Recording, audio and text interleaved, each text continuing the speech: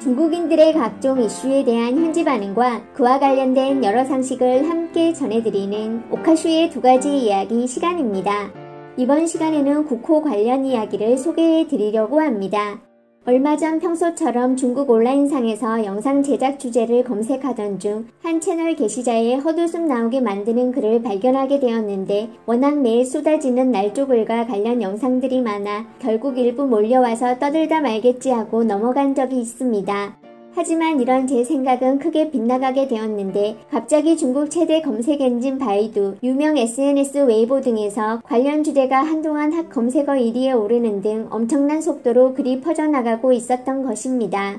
언제나처럼 이미 다양한 파생 버전이 만들어지고 있지만 기본적으로 이번 글들이 이야기하고 있는 것은 한국은 대한민국이라는 국호를 버리고 영문을 참고해 코리아로 국호 변경을 준비하고 있다는 내용입니다.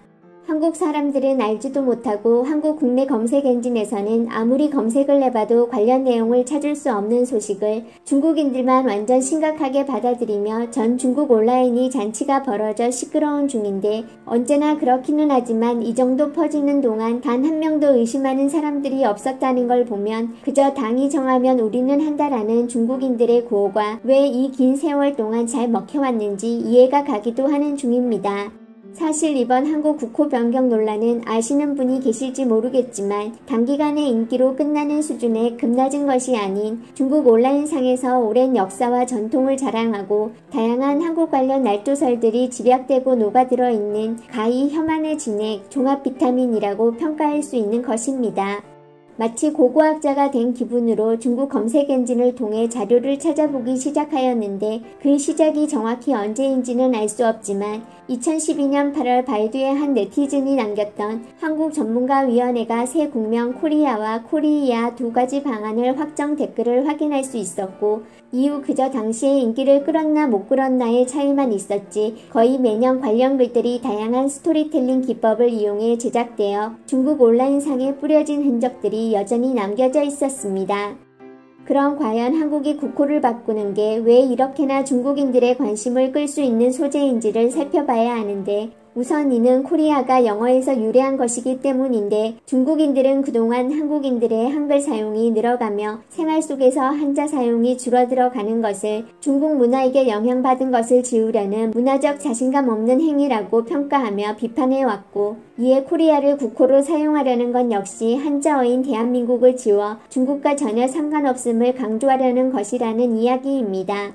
이런 해석을 사실로 강조하기 위해서 함께 올라오는 게 바로 서울 이야기인데 중국인들은 서울을 서울특별시의 옛 지명인 한성의 중국어 발음 한청으로 불러왔으나 정확한 계기는 알 수 없지만 예를 들어 중국에서 서울대학교로 우편물을 보내는 경우 주소를 서울대학교가 아닌 한자로 한성대학교라고 적어 보내면 실제로 따로 한성대학교가 존재하는 한국 쪽에서는 혼란이 일어나게 될 수밖에 없는 것으로 학교 하나만을 예로 들었지만 이를 수정하지 않으면 수없이 많은 한성이 들어간 회사 브랜드명 등으로 인해서 그 파생된 문제들은 어느 정도 상상이 가능해 2000년대 초반에 서울시가 공식적으로 서울과 그나마 비슷하게 음역한 셔워로 변경할 것을 중국에 제안하였고 그렇게 중국에서도 이를 널리 사용하게 되었습니다. 당연하겠지만 이런 변경 배경과 당위성 그리고 서울은 이미 오래전부터 전 세계적으로 널리 쓰이던 지명이라는 것을 알리는 중국 채널들은 거의 존재하지 않았고 오히려 이에 대해 과거 쓰이던 한청이 한나라의 도시 즉 중국의 도시를 상징하고 중국의 속국이었던 역사를 지우기 위해 한국인들이 2000년 들어 급조한 용어라고 널리 알려져 있습니다.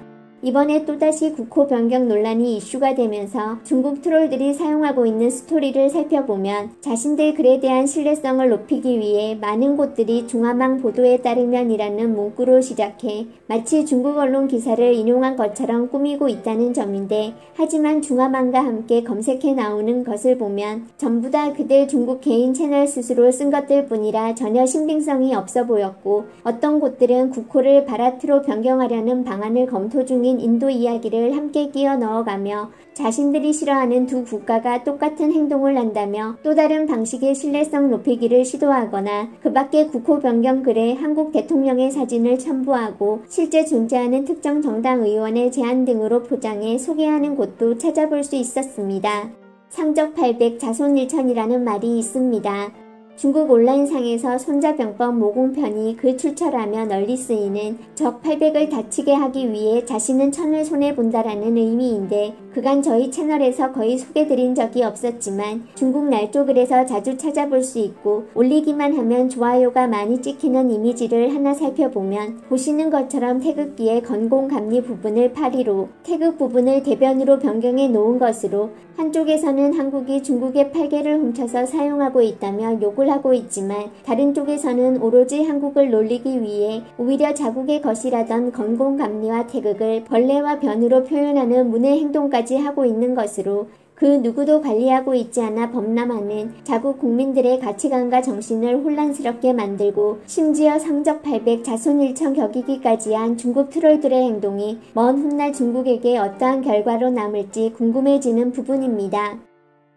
중국은 한국을 곁눈질로도 바라본 적 없고 조금 더 관심 없다는 중국 네티즌들, 오늘도 열심히 이를 강조하며 존재하지도 않는 한국 이야기를 만들어내고 핫 검색어에 오를 정도로 열심히 검색해 소비하는 한국 마니아 한국 스토커로서의 새로운 경계를 보여주고 있는 중입니다. 채널들마다 엄청난 수의 댓글들이 달리고는 있었지만 중국 채널과 네티즌들은 그다지 많은 의미를 가지고 있지 않은 중국어 한자음의 한계로 코리아를 카오루이아로 표기하고 있었는데 이에 굽다라는 의미의 카오를 이용한 별 내용 없는 비꼬는 식의 댓글들만 많아 분위기 참고용으로 극소수만 일부 선정해 정리한 점 시청 시 참고하시기 바랍니다. 고려를 굳이 한국으로 바꾸고 한성은 서울로 바꾸고 계속 해보셔. 계속 고생해봐. 한족이 강대할 땐 한성으로 부르더니 서방이 세지니까 영어로 음역을 해. 문화 저력과 주권이 없으면서 죽어라 자존심만 차리는 불쌍한 민족이다. 문화에 대해 극도로 자신이 없구만. 쟤들은 지들이 웃음거리인 건 남들은 다 아는데 지들만 모른다니까. 서울도 바꿨으니 코리아도 당연히 바꿔야지. 태극기 내놔. 그건 우리 거라고. 한강도 코리아강으로 바꿔야지. 성씨도 바꿔. 아메리카 코리아 헐 좋네. 역시나 중국 옛말인 거네. 강사는 쉽게 바뀌지만 본성은 바꾸기 어렵다. 코리안 코리아? 그럼 사우스 코리아라고 해야지. 사우스 코리아. 중국인이 디자인하고 허가해준 국기는 어쩔래? 태극 도안도 제대로 못 배워서 원래 흑백인 걸 남홍 두색으로 바꿔놨지. 알겠음. 남 코리아. 기한하고 부르자. 내가 막상 차임. 앞으로 한국 엔터는 카오이로 불러야겠네. 중앙관계는 앞으로 중코관계로 바뀌는 거임. 차라리 그냥 카리나로 부르자. USB로 바꾸자. 쟤네 큰형이 USA니까. 국제화 시작이구나.